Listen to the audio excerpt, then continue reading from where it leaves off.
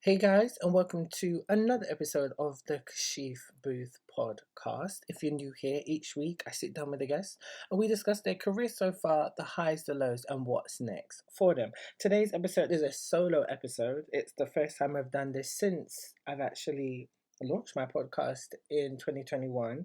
And today's episode, I want to talk about crowdfunding. This episode is going to be very real. We're going to talk about the good, the bad, and the ugly of crowdfunding and why I probably would never, ever do it again. This episode is called The Side Effects of Crowdfunding. Shout out to Amanda Seals. If you know who Amanda Seals is, she has a great podcast called Small Doses, and each of her episodes are called The Side Effects of. And so I wanted to pay homage to her to talk about the side effects of crowdfunding because it is very, very difficult. So when I think of crowdfunding, I just think of a pain in my behind. That might be a bit vulgar for some people, but honestly, it is so difficult to do crowdfunding. I don't think I will ever do it again. And I'm being very dramatic in the way I'm saying this, but it is so difficult. And I think the only way you can actually have a successful crowdfunding campaign is if you have a team, if you have a great team alongside you who are going to be able to really help you push your project. You know, I've done three crowdfunding campaigns. The first one I did was for the sci-fi film I produced alongside the writer, producer, and director and actress Jeda Kacholi, and that was the sci-fi film called Nimison. And so Jeda and I, we started working on that together in 2019, and she had actually been working on it, well, I don't even know. I think a good few years before I even joined the project. And so we actually launched the crowdfunding campaign in 2020, just before the pandemic really hit, Western world and the Europe and America and the rest of the world, really, outside of China. And it was tough. It was really, really tough. We had to try and build a lot of buzz and anticipation for the project. We wanted to raise £5,000, and we were struggling. We were really struggling, and it was to the point where we had to put in our own money just to kind of keep afloat so we could make it seem like, yeah, we're doing really well, and come on guys, like actually kind of push forward. Jeddah had saved up a lot of money to put in first, so she was able to put in £1,000 just to get us off, and that was great. And then we was able to raise about £3,000 within 30 days, and we did it on Kickstarter. And if you know Kickstarter, if you don't raise your entire funds, then you're not getting any of the money. So even if you could have raised 3,000 out of £5,000, which would be great just to have, even if it's not your full target goal, you'll just lose that. And so yeah, it was tough and we were panicking. So we was able to raise about £3,000 from our friends, family, or people who just really liked the project. And then she was able to get her parents to also donate £1,000 as well, just to help us tip us over, just to get the money. And the thing is, if you want to raise £5,000, for example, you have to go over that by at least maybe £200-300, because when the project is actually over, the whole campaign, Kickstarter takes a percentage of that. So yeah, you need to raise more of that just so that you can have the £5,000 to do it. So it's very, very difficult. It's very, very difficult. I think I put in probably almost £200 of my own money as well, just to keep it afloat so we could just try and get close to our target. And it was very, very difficult. And especially as lockdown was approaching, this was the first lockdown, and we were just like, okay, can we try and make this money and kind of get there? And it was just very difficult. And then later on in that year, I actually was working with a great writer director called Tatiana Enin, and she had an amazing Christian film called Cross. It was a silent film, and we could probably have filmed that with about £3,000. And I was actually a lot more positive with that campaign because I thought, well, this girl has a great following. She gets a lot of engagement on social media, and people, she's had tweets go viral, and I was like, okay, yeah, we can get loads of retweets and do this. And, I was like, yeah. And I had done a lot of studying prior to this campaign, because I wanted to not make the same mistakes um, I had made with Nimison, because I really wanted to make sure that I didn't have to put any of my own money into it. And it was because I was also doing my own crowdfunding campaign for my web series called Newlyweds. And yeah, that we'll talk about that later because that was stress as well. And so I did a lot of studying, and I actually read a lot of books to really understand like how you can get into the mindset of launching a great campaign, and how other people have been able to raise hundred thousands of pounds and stuff like that. So I was being very honest and really was telling Tatiana that we need to build anticipation, we need to do this, we need to do that. And she didn't really take my advice. She kind of, because like I said, she had great engagement before, so she just kind of thought, well, yeah, you know what, we can we can just launch it and it'll be fine and stuff like that. And so it was a struggle. It was a very struggle. I mean, it was a struggle, because we would get hundreds of retweets, can't even speak.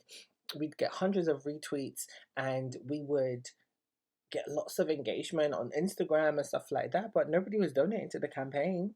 Like, it was just terrible. Like, I put in some of my own money just to try and help as well, but it literally was not going anywhere. And like, it wasn't until the last day where we actually was able to try and, well, I think it wasn't until the last day when we actually was able to raise at least £1,000. But throughout the whole thing, like, nobody was really donating. It was just really difficult. And especially because Tatiana is a Christian and she goes to church, and I'm a Christian myself, but she had such a great village with her in terms of the church that she was a part of. I thought that would help if they would, want to donate and support a great Christian film, because it was such a great story. And nothing, it was just fell completely flat. And that was disappointing. And I think that was like the nail in the coffin for Tatiana, because she just felt, you know what, there's no point in doing it anymore. And it was sad because I was still trying, dedicated to being a part of the project, and she decided to end it. And lastly, but not least, was my web series Newlyweds. Newlyweds is the second spin off series to my franchise web series called Nate and Jamie, and that had been a long, long process. Like, I had come up with the idea in 2017, didn't know if I really was going to do it, but it was just always an idea. And then I just decided to do it officially in 2018. Started to write some scripts, didn't really like it, so really have been developing it for a very long time. Got some writers in, developed it throughout the whole of 2019, and had a decent draft of the scripts, and I was ready to go. I was ready to go and really just do this project. I was ready to, yeah, launch it. So we was able to start the audition process in the beginning of 2020, and we had loads of self tapes, and we was able to, yeah, get ready for callbacks. If you know what callbacks are, that's when there's a group of actors who we want for specific roles who've made it through to the next stage. And yeah, we was gonna have those auditions in person, but then the pandemic hit, so that pushed everything back, and we weren't able to actually do the callbacks until October 2020. So that pushed things back as well. And then, yeah, so we finally was able to offer people roles, but then there was more pushbacks because of the pandemic, and then we had more lockdowns and tier fours and tier threes. It was just a mess. So I didn't get to launch the crowdfunding campaign until May 2021. And so that just continued to push things back as well. And that was a flop again. Like, it really was. And with all the studying I had done in terms of how to create, a successful campaign, you was told to really build anticipation, let people know what's going on, really find specific audiences who like what you want to make, and you have to kind of find very niche audiences. You've got to, let's say, if you're doing a film, if you're trying to raise money for a film, and it's set in a gardening center, for example, you should find people who love gardening and really target that audience. Just tell them, well, you guys love gardening, this film might be interested in to you might be in this film might be interesting to you because it's niche. You may enjoy it regardless of what the genre is. People may like it, and so they want to see more of it. Or if you could offer more perks, like they could come on set, or you could film in their locations. Like, you really have to gauge audiences which are out of your inner circle within whatever industry you're working, because I've just noticed, and I think the other advice I've kind of gained as well from doing it is that people in your circle aren't really gonna support what you're doing. So that's what I try to do. I try to really build a lot of anticipation. I spent so much money out of my own pocket. I had done posters and promotional images. I booked a studio, had a photographer. Then I booked another studio in peak lockdown in 2021 in February, and we shot a whole promo video. We did a video which was about behind the scenes and giving really people detail about what we're going to be addressing on the show. So it really could target specific audiences who'd want to see more. We did the crowdfunding campaign. We really just made it look amazing so that when it dropped, we felt, yeah, this is going to be great. I was like, yeah, this is it. This is it. And I had a plan because originally it was going to be a 6 episode mini series, and I knew that I would need about £25,000, and I knew realistically that wasn't going to happen. It was just never going to happen. So I was like, okay, if I can raise at least £5,000 to £6,000, that would be great, because I already had £4,000 saved from my own money. So I was like, okay, I have a backup just in case, so I can add it. So at least I knew I could make the show with at least 11 grand, maybe make some tweaks here and there to the script, or and I'd be like, okay, 11,000, that's fine. I could make it work. Could do maybe about 4 episodes instead of six. I was like, okay, if I can make at least £5,000 to £6,000 in the campaign, was like, yeah, we can do that. So built up all this anticipation, was teasing it on my social media. The actors were sharing, all my team. It was like, yeah, okay. I was feeling good. No, okay. It was a flop. It flopped, it flopped, it flopped. I mean, we launched it, and we made like £300 within like a few hours, and I was like, yes, okay, look, this is it. Like, we're about to reach this goal, and then it just dwindled. It literally just dwindled, dwindled, dwindled. Nobody was paying attention. Nobody interested. I had paid so much money in terms of paying somebody to create artwork. I had paid somebody to make customized jewelry. I had loads of consultations which people could buy. I had key rings made, t-shirts made. Like, thank goodness I did not do that until until the campaign was over, because I would have wasted so much money getting like hundreds of key rings made or hundreds of t-shirts made. And that's what the book I read advised we do, actually. Make sure that you budget correctly so that you don't have thousands of like merchandise which isn't going anywhere. And I was just like, wow, this is not going anywhere. And it just really, had a huge effect on my mental health. A huge effect, because I was just like, well, damn, like, nobody wants to support, and it was just, I was having huge anxiety, because I was just like, I don't know how I'm going to do this. I spent so much time and money just trying to get this off the ground for years. We've had the pandemic, we've had so many issues just trying to get this done. And I was just like, wow, okay.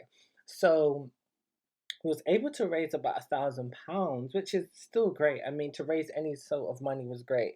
And then we then had a very random pledge. Somebody randomly decided to donate £1,000. And I was like, what? Wow. And so I was kind of starting to freak out. I was like, yes, this is amazing. This is what I need. So because I had that £4,000 saved, I put £4,000 into the campaign, and then was able to reach our goal. And so I just needed more people just to donate more money, and then I would at least be able to get that full £6,000 back. And I was like, yes, amazing. So I was at least able to have £2,000 on top of what I had saved. So 6,000, okay, we could try and make something work for the series.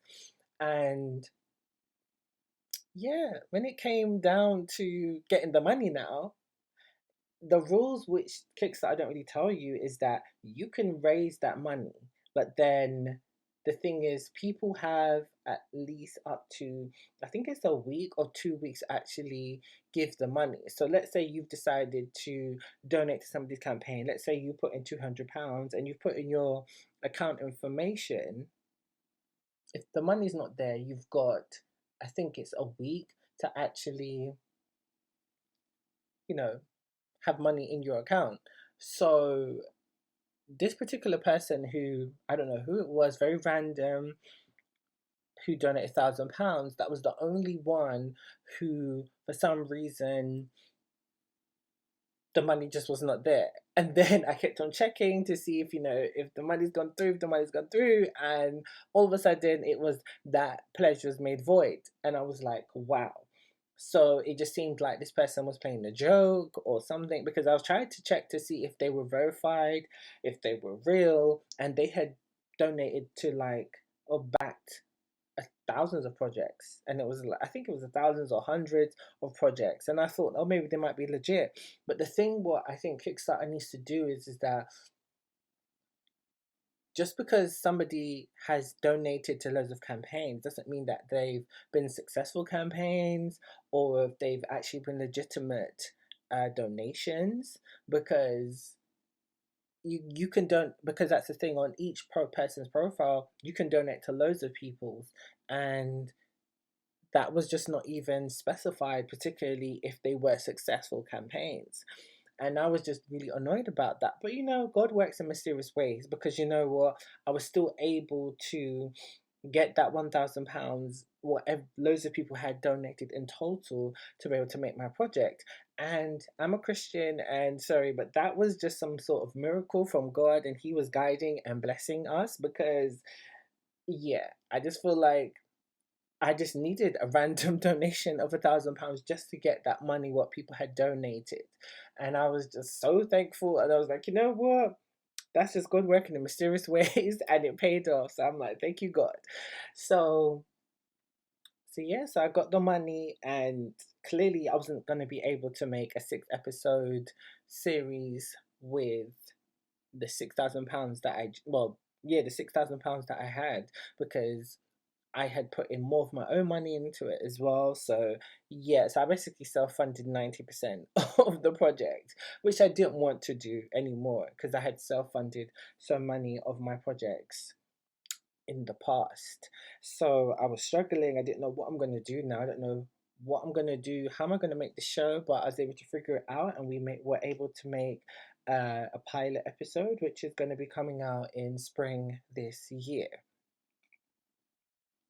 Now, would I ever do crowdfunding again? Hell no. Never ever again. I will never do crowdfunding again. I think it's pointless. In theory, it sounds great, but unless you have a great team and you actually have a solid plan to be able to actually get a successful campaign off the ground, then I wouldn't. I think I would advise to work with an experienced social media manager. I would get somebody who's done great campaigns, or just understands social media well, and have a great budget to pay that person, and make sure that within the money you want to raise, you're going to pay them as well, because you're going to need somebody who understands that social media strategy to be able to really get your campaign off the ground, because it's so hard, especially if you don't have a big following as well. um I think that it's beneficial, because some people, I mean, I think the main reason why everybody does crowdfunding as filmmakers is because we are tired of having to self fund our passion projects and what we want to do. We want to pay everybody. We want to make sure that we have the best equipment on set. We want to make sure that we have the highest production quality post shooting the project, and it's very tiresome, and it's very hard to self fund all of your projects. I mean, you go broke, literally, like, you can barely afford it, and it just takes so long for you to even get a project made. People will say, oh, but you can apply for funding. Yeah, hundreds or thousands of other people are applying for the same funding grants which are there, and there's not a lot, and it's so, we're not all going to get picked. So it's very, very, very hard. And so I get why, but you know what? I would never do crowdfunding again. That gave me huge anxiety, and I'm not trying to do that again. So yeah, so these are the stuff they just don't tell you about crowdfunding. I would do a crowdfunding campaign again, only on a platform where you can still receive the funds even if you haven't reached the goal you were aiming for. So, for example, I would use Indiegogo, I would use the Greenlit Project, I think that's what it's called. I would use, yeah, or GoFundMe. Yeah, I would use those platforms where you still can get the funds. Kickstarter is not a good platform, in my opinion, for you to launch a crowdfunding campaign because, the fact that you can't get any of the money, I think the reason why they do that is so that they can still get money from the project you've made so that it funds them as well. That's the only reason why, that's the only reason I can think of as to why they have those rules like that. But I'm sure there's so many other ways Kickstarter and all these other crowdfunding platforms are making their money, not just from people, launching their project. But that's my opinion. I could be wrong, but yeah, I would only use platforms where actually I can still get the money regardless of how much money I've raised, even if it's like just £500. But yeah, I don't think I would ever do it again unless, it's like, unless it's like a last resort. I'll just either apply for funding or try and get some investors, really just learn different ways to raise money and get money for your projects, because I think that's what you have to learn as a producer, because that's what I am. But I'd really want to learn more about that so I can understand the industry more, about how to get an investor and how we can guarantee they get a return on their investment and then eventually profit. So, yeah. So, hopefully, guys, you enjoyed this episode. Hope you understand more about crowdfunding and just weighing up the pros and cons before you decide to do it. I mean, you've had all of the negative experiences I've faced with it and why I probably will never do it. But hey, you never say never.